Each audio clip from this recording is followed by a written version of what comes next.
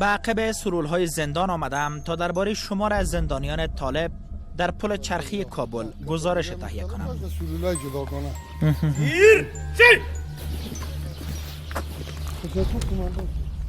میخواهم در این مستند این را پیدا کنم که آیا زندان بر تفکر و عقاید زندانیان طالب تأثیری گذاشته؟ تعدادی از یا عقده‌مند است، چون اینا قبلا اکثرشان در کشورهای خارج، کشورهای همسایه که در یا تعلیم تربیت دیده و ذهنی از یا و مغزی از یا از امو تبلیغات زهراگین دشمن عالم پر است و ما تلاش‌های خود از زیاد کردیم. ما اینجا مدارس داریم، مکتب داریم و صنف‌های درسی داریم و استادای ما در اینجا اونا را درس میده و تعدادی از خود علمایی است که در داخل زندان هستند، اونا هم درس میتن و ما به طور قطعی جلوگیری میکنیم و به هیچ کدام از اجازه نمیتیم که تبلیغ بکنه. اگر یک آنتاش که تبلیغ کنه اورم که پیدا کنیم ما جلوگیری میکنیم و اورم به پنجه قانون میسپاریم و تحقیق از پیشش میکنیم. درس و تعلیم که منظم پیش میره. یعنی اوقاتی که میگویند محبس جای اصلاح مجرمین است. آیا اینجا در محبس پل چرخی واقعا چنین است؟ اینا مشکل نخواد داشته باشن برای تصویر برداری که ما تصویر میگیریم.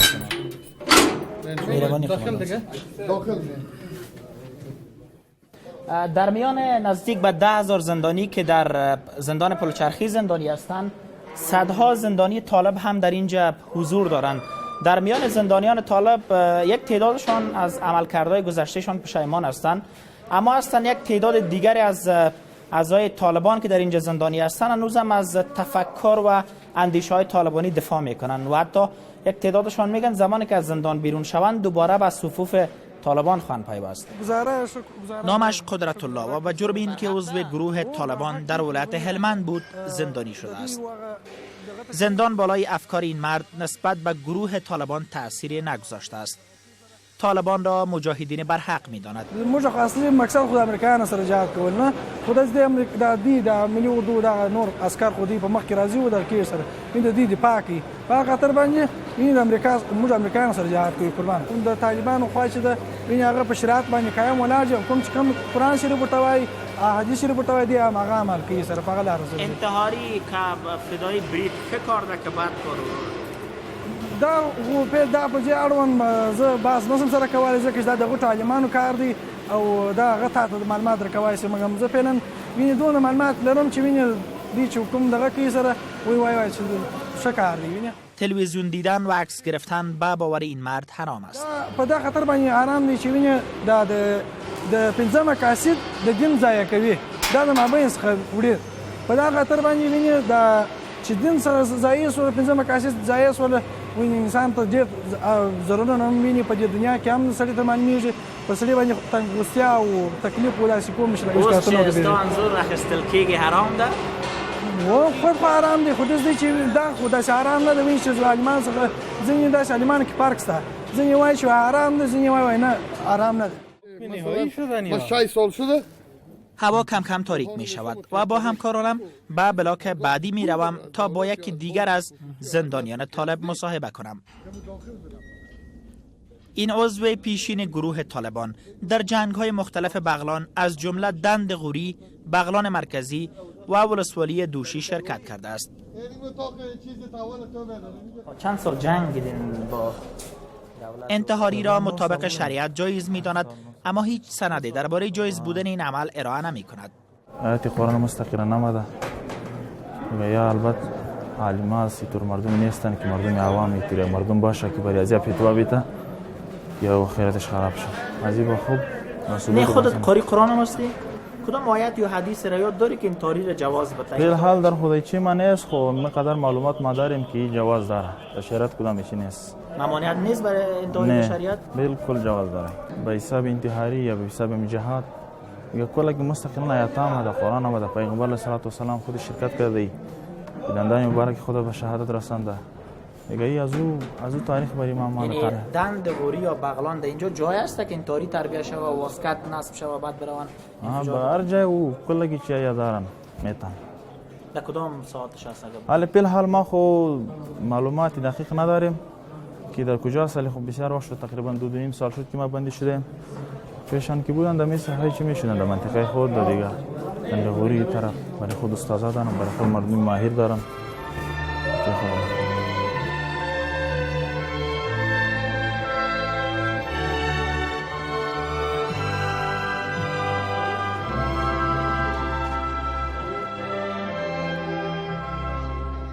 پیدا کردن زندانیان طالب که با ما مصاحبه کردند در اینجا ساعتها طول کشید. بریم بیادر، بریم قربانه که شام شد. تا اینجای کار شب تاریکتر می شود و تدابیر امنیتی هم جدی تر. گوشه باقی مانده کار را باید فردا تعقیب کنیم. امنیت!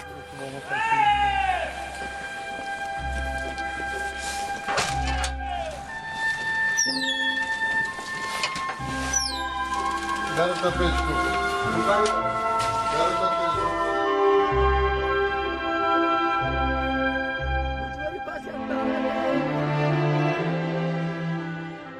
در اینجا دو تن از کسانی را پیدا می کنم که در حمله بالای اسدالله خالد رئیس پیشین امنیت ملی افغانستان دست دارند. نصیر احمد و نقیب احمد دو برادرند که به جرم دست داشتن در این رویداد زندانی شدند. این دو برادر میگویند که در زمان وقوع رویداد کارمند امنیت بودند. یکی از این دو برادر میگوید زمانی که از زندان آزاد شود به طالبان خواهد پیوست. به همینجا به رئیس امنیت که انتحاری شده با ما کیسه بود. کدام رئیس امنیت؟ اسدالله خالد. چند سال قید کشیدن باشه؟ 5 سال. چند سال سپری کردید؟ 4 سال. هر سه محکمه تکمیل شده؟ بله. این یک سال بعد رها میشه دیگه. و متو میشه. این واقعا با طالبان ارتباط داشت؟ هیچ ارتباط نداشتم. خودم چه منصب امنیت بودم. به زمان پرای نزدیکش بودم با ما کیس گرفتم. په دا جرم یې راوستلې 15 کاله کې جرا کې 4 کاله مچر کړی دي یو کال بعد دی نو تر اوسه طالب نه و چې اوس مو علاقه مجبوری طالب شو. کارمند امنیت بودی؟ بله. خودتون تصمیم داری از اینجا که برآمدی طالب شوی؟ نه من طالب را چه کنم، نه پیش طالب بودم نه علی طالب میشم. اما برادرتان میشی؟ او تصمیم به خودش است. طالب میشه در دولت میره. خودت چی به دولت میری یا طالب میشی؟ خودم کار شخصی را شروع میکنم. کسی که مراعات کرده نشده او از دین برخی عالمان دین اظهارات این اعضای طالبان را که گویا انتحاری مطابق شریعت اسلام جایز است میگویند باید مسئولان زندان از طریق برنامه‌های عقیدتی در افکار این افراد تغییر وارد کند. اگر واقعا دولت میفهمه، نظام میفهمه که عقیده اونها خراب است، اونا اغوا شده اند، اونا فریب خورده اند، اونا گل خورده اند، باید برای اینها علمای محققین، علمای واقعی، علمایی که واقعا از اسلام و از دین میفهمند توظیف شوند و با اونا درس بتن، تدریس بکنن و مفاهیم عالی و اصیل اسلام برایشان ذهن نشین نمایند. ما خود در اسلام سراغ نداریم که در یک جای یک کسی به دست خود به قتل رسانده باشد. ما در اسلام سراغ نداریم که مردم بیگناه حتی در جریان جنگ توسط مسلمانان کشته شده باشد. ما در اسلام سراغ نداریم که حتی مردمان غیر مسلمانی که غیر مسلمان ولی بی‌غرض، بی‌دفاع، ولو که در سرزمین اسلام و یا غیر مسلمان زندگی میکنن ولی در جنگ دخیل نیستند، ضررشان به اسلام نمیرسه، امونا را هم نبی صلی الله علیه و سلم غرض نگرفته و به قماندانا و مجاهدین خود سفارش کرده است که به اونا کدام ضرر نرسد. وزارت امور داخله میگوید برخی از این زندانیان افکار افراطی دارند و زندانهای افغانستان هنوز هم به کارهای زیاده نیاز دارند.